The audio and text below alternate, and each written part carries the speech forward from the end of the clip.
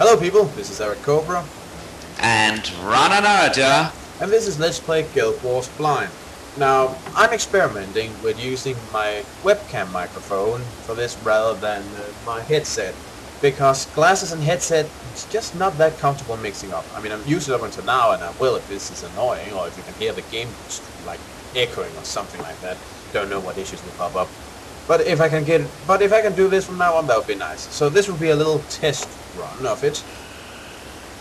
And, well, last time we found out the White Mantle, not the good guys. So we kicked some ass. Yeah, but we saw the army they had assembled. Yeah. So we're not friends of the White Mantle anymore.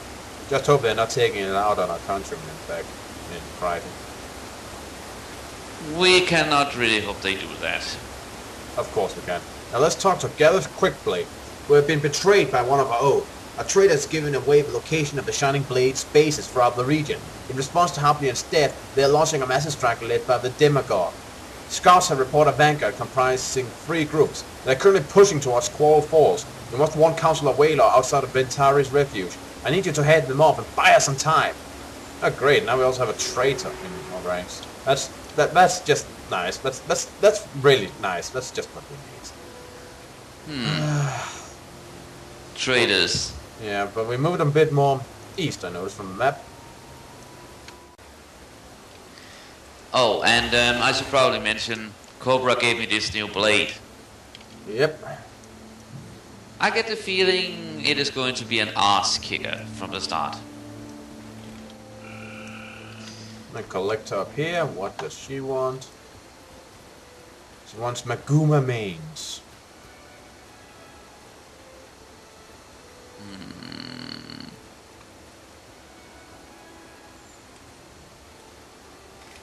Sorry, I do not have any of these. Neither do I. Huh. She has a longsword that does 14 to 20 damage. That might be something for you. Yeah, I saw. The problem is I have no idea where to find a Maguma. Well, the Maguma were those centaurs, weren't they? Oh, now I remember. Sorry, it has been some time. So long, actually, that I got the feeling that people really missed us doing this. Yeah. Thank you. You make us feel appreciated, at least in my case. Oh well, I mean... Huh. We got 2 White Mantle Knights and a White Band Sycophant. What is a Sycophant? It's another way to say a bootlegger, a kiss ass. Oh. A brown nose. It's not You a mean flattering someone name. would sell out his own family to get some prestige? Well, it's one of those, you know, those guys who kind of cling to someone else and praise them all the time and stand back and say, really just cling to someone and praise them all the time. You know. Sort of like a gold digger, only they do not do it for power, they do it just because they think it serves their own needs. Well, yeah. Well, enough about that. Let us go and kick some ass and then we can discuss it afterwards.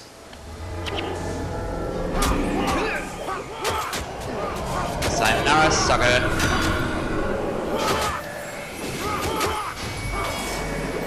Psychopaths are generally guilty of sucking up to others, if you heard that phrase before. Yeah, I believe I have.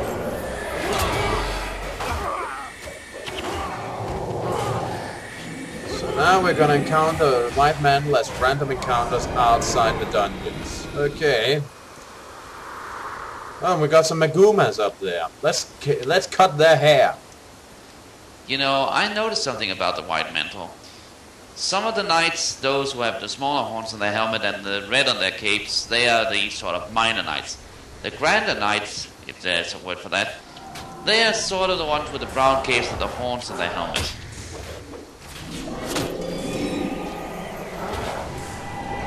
Sort of fitting, although I do not really consider brown any higher than red. Okay. It's nice you pay attention to stuff like that because I generally don't. Alright, let's test out this spell here. And what you said about cutting their hair, I need to make a funny quote, at least something I consider funny. Shave and a haircut, 2 bits. In any case, I brought a new spell along instead of the other one I had. Speak up. Yeah, the putrid explosion, which makes a corpse explode for massive damage. Massive damage, corpse explosion. And the other one you had was something that you needed a corpse for to perform a healing ritual. Yep. Well, I am a necromancer. Working corpses is my business. And Yes, business but really, is good. your healing ritual would also be appreciated. I still have it. Don't worry. Oh, good, good, good. I just wanted to try to a little more aggressive necromancy. Something with a little more power. You see, the other one was great, but it only hit like at max 3 targets. On the other hand, it had the advantage of not requiring a corpse, but well, everything has its ups and downs, really. Yes. Uh-oh. A Guma hunter.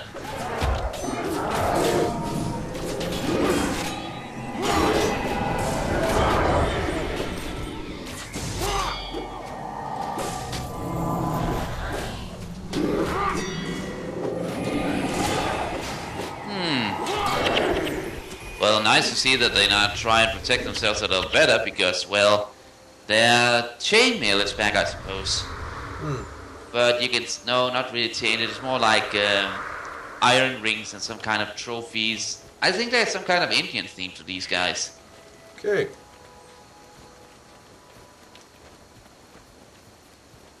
But I really do not imagine I could live. I think what you meant was a Native American theme. Oh. Oh, now I see where I went wrong. Sorry. Yeah. I always get confused with those in English, to be honest. Yeah, well, it's kind of also confusing in Danish. So don't worry. It's all in fun. Oh, damn, wrong spell. Oh well. By fire be purged.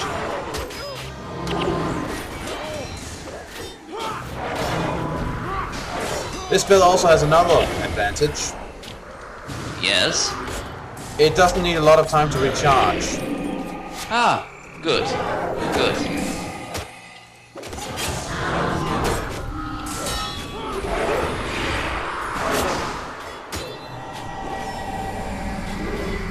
Watch will spill it, huh? That is what remain for me.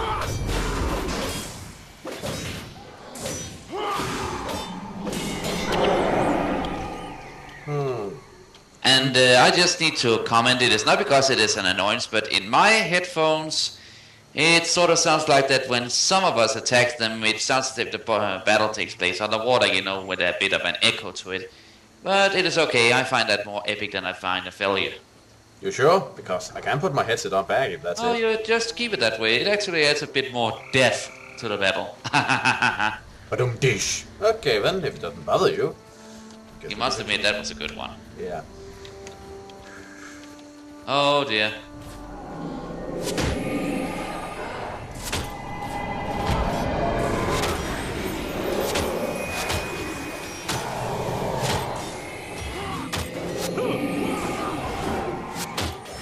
You know, I always thought about something. These hunters, for say, or yeah, they are archers, also will understand if you try and equip a melee warrior with the best armor that you can manage. But would you not do the same for an archer if you wanted to keep them alive for as long as possible? Come again? Okay, I need to make an example here. Sorry if it is a reference. But, you know, normally in an army you usually equip an archer with some mail or some scale mail, and the frontline warrior gives some parts of plate mail and all that, right? Well, that generally depends on the army, who finances it and stuff, but yeah, if we take a stereotypical medieval army, yeah. Yeah, I just do not understand why it would offer less armor for the archers, because to me, if an archer really, well, is cornered by a melee warrior, you would want him to be as protected as possible, right? Well, yeah, but you're assuming favorable conditions, you know, that everything is perfect. An army can only be equipped as much as there are resources for. Oh, okay, fine. Just to, I know this is a reference, but just as an example, remember the Gondorians of Lord of the Rings, both their archers and their melee fighters wore full plate mail. Damn it, these centaurs managed to lay a lot of traps around. Anyway, we've got to get up here to these white mantles. Da da da da da da. The more of these patrols we can take down, the more time the rebels will have.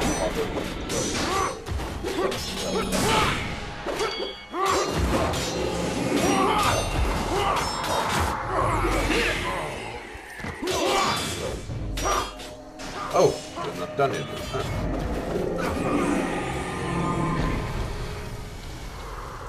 And all this they do because they are afraid their gods will be overthrown. Yep. That's the thing I talked with Rana about. You know, the only thing they really done wrong, these guys, and I admit it is really wrong, don't think I'm apologizing for them or anything, is the fact that they've been killing the Chosen and harvesting their souls or whatever they were saying. The rest of the time, they actually have been pretty nice guys, you know, keeping the land safe from the undead, protecting the people, giving the Escalonians a place to live, and in general, normally in fantasy, when you find the evil religion that pops up so often, it's usually an organization devoted to black robes and kicking as many puppies as they can find, whether it's practical or not. Here, they actually come off as people who are just following a religion that requires them to occasionally do something that I find very, very disagreeable, and I'm willing to stop them for. But other than that, they actually feel like, well, people from what I see. And not just evil religious people, but people who have a religion that requires them to commit sacrifices, kind of like for comparison, from the Aztecs who sacrifice people to make the sun rise. These people sacrifice people to ensure their gods don't die. And you know what? I would stop the Aztecs, but I do realize that they're probably pretty normal in all other aspects of their life. Yeah, so they are sort of like the anti-Scarlet Crusade. Well, yeah, they don't feel like they're evil religion. They're just religion with some different messages and some disagreeable acts. So that is in short what we think about them. Yeah. And I like that. That makes the world feel more three-dimensional. Did you hear that? Yeah, but it does not excuse the massive crusade they take on right now. Or rather, they go on. That's sort of getting on wrong. We still got a way to go. Oh, great. Just when I was about to forget about these freaking bastards. Oh, damn, it's not dead yet.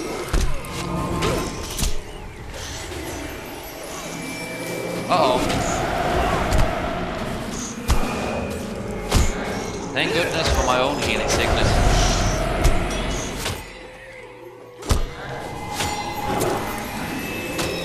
Yeah, thank goodness for that. Assistance, please.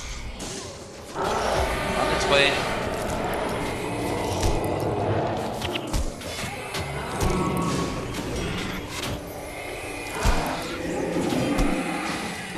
Let me make it a little hot for you. Just fire at will. Literally. Indeed. Opposition terminated.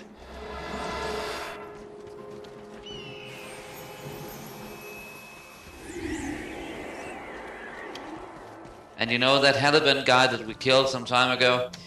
Well, last session, yes? Yes, but remember I say some time ago because it has been long since we did an episode. Yeah, it's been roughly a week's time. Yeah, I still think that is a bit of a long time. But I have to say there's one thing I regret about killing him. He had a badass voice. Even when he was growling at, I shall become all powerful. Well, yeah, he had a cool voice, but, well, villains often do. It's a job benefit.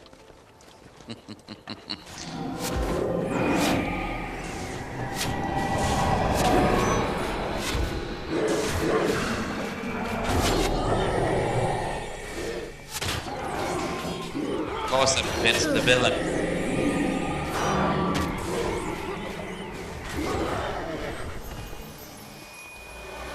The problem is that I get the feeling that you saw those red colors that that sort of emanated from the place where we saw the white mantle the last time. Yeah, I think. I get the feeling, and this might just be me, maybe this lich that we saw quite a while ago maybe he is somewhat connected. I do not know why, but that red energy just came up as possibly not the most holy of every kind of magic you can use. Well, of course, the ledge is gotta be... Okay, I found one downside to this spell that makes corpses detonate. Yes? It chooses the closest corpse. Oh. That's not always most practical. You know, I think I'm going to go over into animating minions again. Replace that. Alright. That's probably a little more, has a lot more utility to it. Alright, but what say you about the thing I thought about with the red magic and all? Well, red magic generally gets pinged as destructive magic or something like that, so maybe onto something. Or sometimes it is referred to